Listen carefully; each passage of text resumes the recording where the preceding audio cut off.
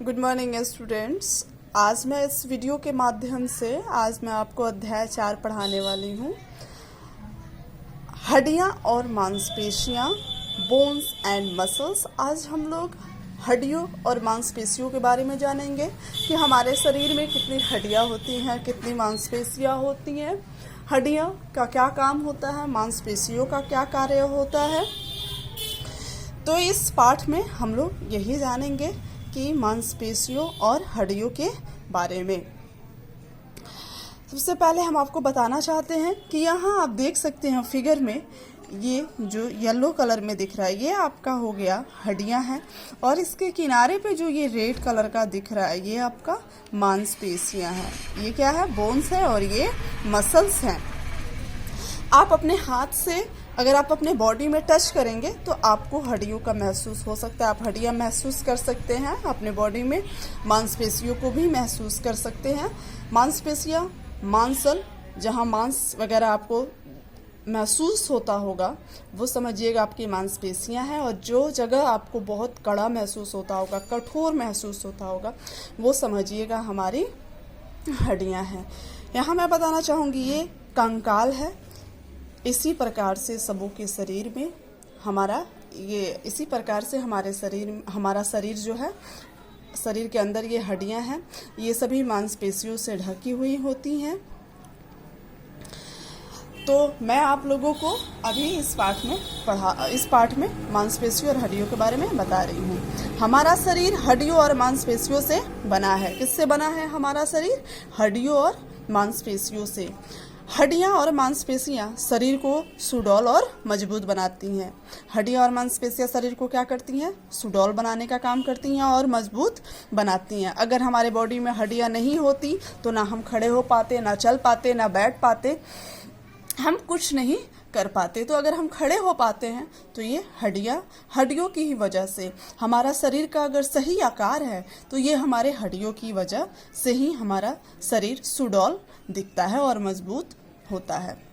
हमारे शरीर में 206 हड्डियां तथा 600 से अधिक मांसपेशियां हैं। हमारे शरीर में कितनी हड्डियां हैं? 206 हड्डियां हैं, ये ऑब्जेक्टिव क्वेश्चन में आता है। तथा 600 से अधिक मांसपेशियां हैं। कितनी मांसपेशियां हैं? 600 से अधिक। अगर कोई आपसे पूछेगा कि आपके शरीर में कुल कितनी हड्डियां हैं तो क्या कहेंगे? 206। और कोई पूछेगा मांसपेशियां कितनी हैं तो 600 से अधिक।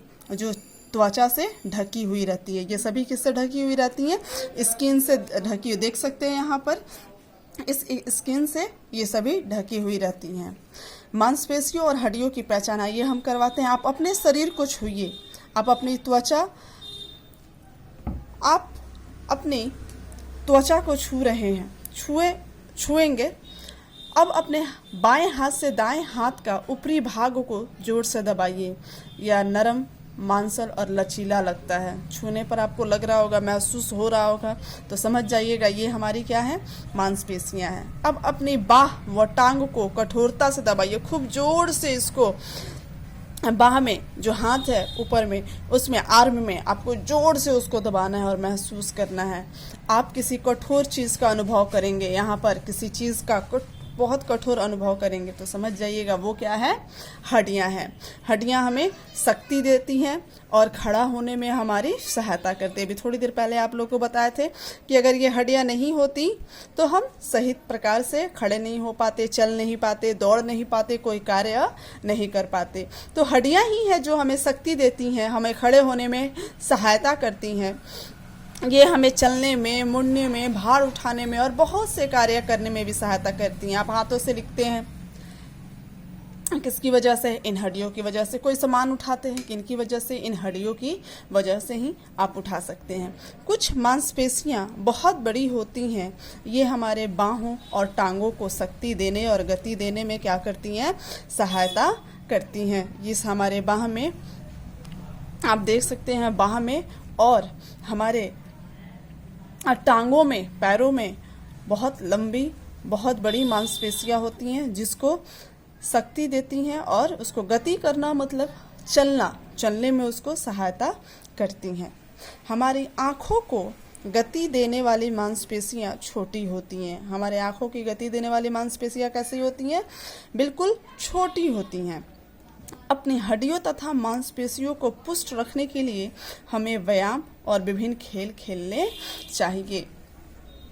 हमें क्या करना चाहिए? अपनी हड्डियों को अगर मजबूत बनाना है और मांसपेशियों को मजबूत बनाना है तो हर रोज़ हमें आधे घंटा व्यायाम करना चाहिए, एक्सरसाइज करना चाहिए, जिससे हमारा हड्डी मजबूत हो, हमारा शरीर मजबूत हो।